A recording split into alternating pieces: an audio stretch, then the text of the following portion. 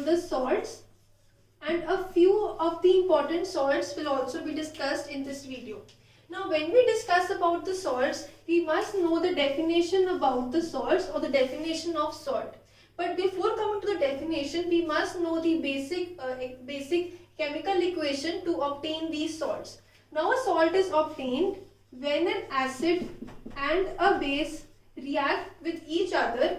As a result of their reaction, a salt and a water is obtained. So we can now define salt as a salt is that compound which is obtained after the reaction of an acid and the base. When the acid and base react, it is known as a neutralization reaction, and after this reaction, salt is obtained. Now when the salt is obtained, it is actually neutral. It is neither acidic nor basic, and when an indicator is used on this salt, there will be no change in color of that indicator. So indicators only change their color when placed into the acidic or the basic substance. They will not change their color when they are placed in the water or in any neutral substance. So this was a definition about salts. Now we can discuss important examples of salts. Like we have NaCl. This is actually sodium chloride. So sodium is actually the metal. The cation part, the positive part is the metal because it is actually Na positive and Cl negative. So cation part is the metal, that is sodium metal, and chlorine is actually the negative part. Also there is another example. If we have calcium chloride. Now in this reaction, calcium is the metal, it has to be positive, and we have chlorine which is the negative part. So when we have discussed two important examples of salts, we have discussed sodium chloride and we have discussed calcium chloride, we must also obtain a chemical equation using these types of acids and bases. So now we are going to prepare the NaCl salt from a chemical equation which will use an acid and a base. So to prepare NaCl, that is sodium chloride, we must have an acid.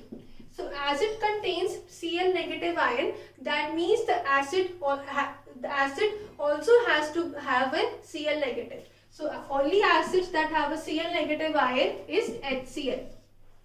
Also, if we want to have a base, that base must contain Na positive, so that base has to be NaOH.